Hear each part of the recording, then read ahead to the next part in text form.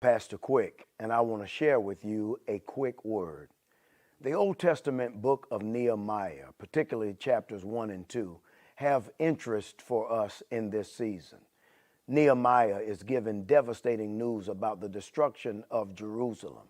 He goes into fasting and prayer, and in chapter 2, he makes a determination that he's going to do something about it and go back and rebuild what has been torn down in Jerusalem.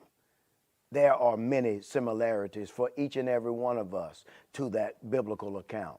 This pandemic has torn apart everything that we knew. This pandemic has caused us to pray more and to seek God's face more. This pandemic has torn apart institutions that we held near and dear and has interrupted our lives. But now it is time for us to have the same faith and the same work ethic and spirit of Nehemiah. That is, that we will not only see the devastation, but that we will begin to rebuild. And what I see in Nehemiah's story is something that I believe can help us. First, I noticed that Nehemiah moved in silence. He went and told the king his plans, but he didn't share with many other people what he was about to do. Too many of us share our plans with too many people, and we have naysayers and those who seek not to advance our cause, speaking into our ears, and oftentimes what others say stop us in our tracks.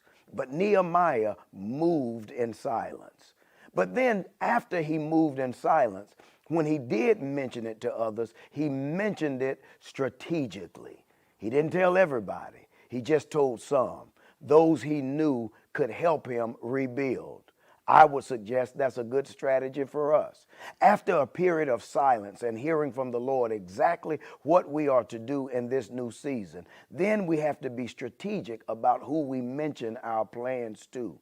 And God can give us guidance for who we should mention our plans to as well. Nehemiah moved in silence.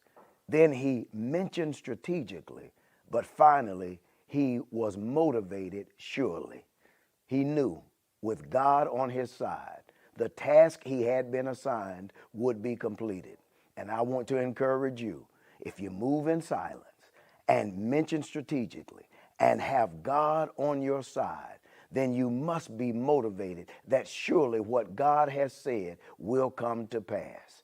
I believe, as Pastor Brown at the New Light Missionary Baptist Church has taught us, if God says a gnat can pull a plow, hook him up and watch, because God will do what he said he will. I pray for you. I pray that you have a good new year. I know that with our hands in God's hands, we can rebuild not just what we had, but we can rebuild better. May heaven smile upon you.